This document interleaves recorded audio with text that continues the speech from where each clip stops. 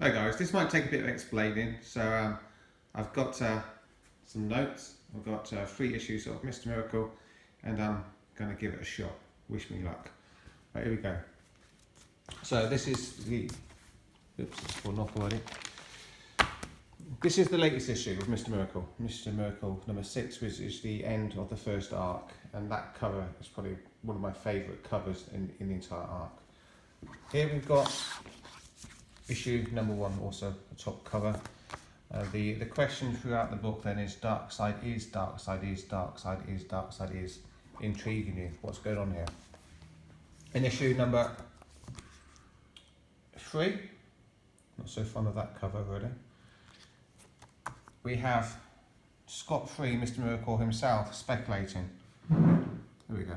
Everyone says that's DARKSEID is, but what does it mean? I bet it doesn't mean anything. People just think it sounds cool. So in issue number 6, you get the answer to that, and it does mean something. Scott was wrong. It's not just something that sounds cool.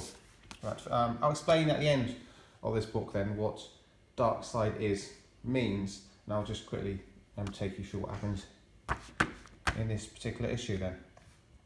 So we have Scott and his large girlfriend, Big Barda, facing up against the bad guy. So think of a computer game nearing the end. They've got to meet some ender level bosses until they get to the final confrontation with Scott's brother Orion. Okay. And there's a very interesting technique which Tom King is utilising here, in that Barda and Mr. Miracle, whilst they're fighting through the computer game levels, are talking about their home life, their domestic situation, and minimising, it appears, the danger that they're in. So they're talking about the closet space and that kind of thing. Was some of the artwork is pretty brutal. Let me see if I can get samples out. So there's creatures they're fighting. There's lots of blood and guts. Here we go.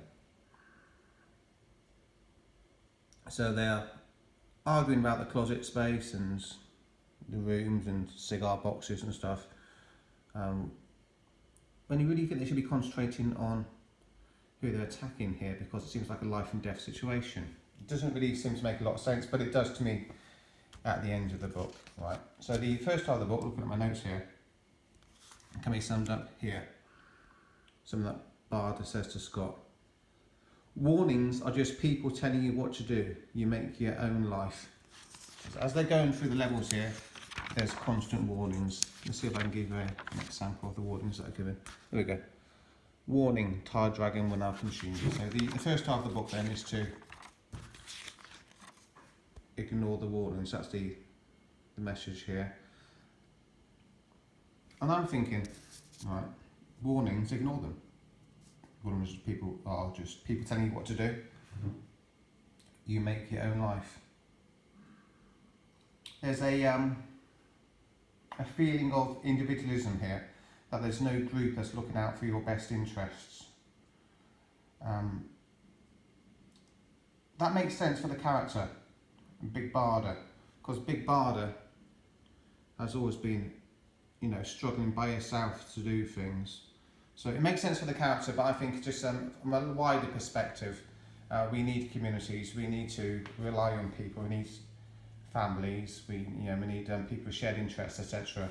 You can't just do things by yourself. And if you ignore all warnings from people who actually care about you, then you can make lots of mistakes in life.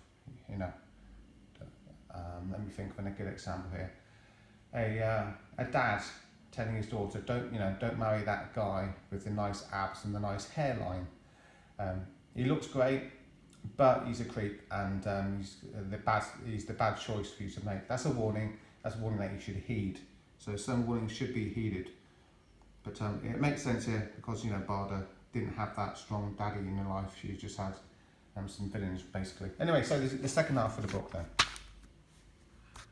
And Scott actually says it here. Okay, what's the other half? So the second half of the book begins here. And they're doing the same thing. They're minimising the situation. Just flip over my page here. She announces to him that she's pregnant. Where is it? She's pregnant. And he obviously has to comfort her, showing that he is going to be a provider. She has made the right decision, even though it seems like she didn't get any advice here. Because though women say that they're strong and independent, when they're pregnant, they need resources, and they're going to get resources from two areas. Number one, the state, or number two, a good man. At the moment, women are being told to reject the good man and go to the state. But of course, you are only truly free in a family environment when you've got, say, a man and a woman supporting each other. So I quite like that. It's quite a nice panel there.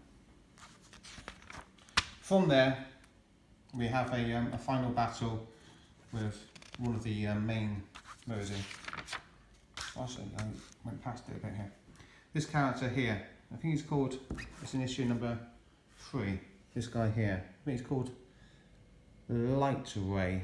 So see him as one of the main end level bosses. So they defeat this guy, and we get to the final boss, who's Scott's brother, Orion. But it appears that I'm going to do spoilers right now. Here come the spoilers. Orion is dead, and Scott's saying, "What did you do? What did you do?" And here we go. Then. Finally, the answer to the question. DARKSEID is. Ready? Spoilers coming up. DARKSEID does not do, DARKSEID is. The apocalypse trap. The face of God. So DARKSEID is the face of God. That might not make a lot of sense, so I have to think about it for a second. And I've got my notes here.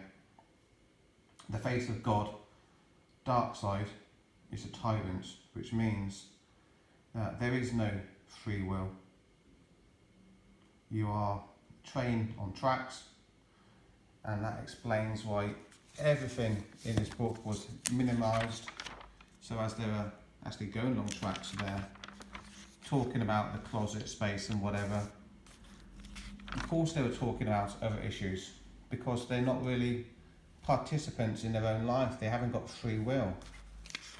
They are subject to the tyranny of DARKSEID, of God. So God, the tyrant, you don't have any free will. And there is face at the end is the realisation that humanity, not just him, that humanity has no free will. They're all subject to a tyrannical God in the comic book world called DARKSEID. So there we go, I think I explained that quite well.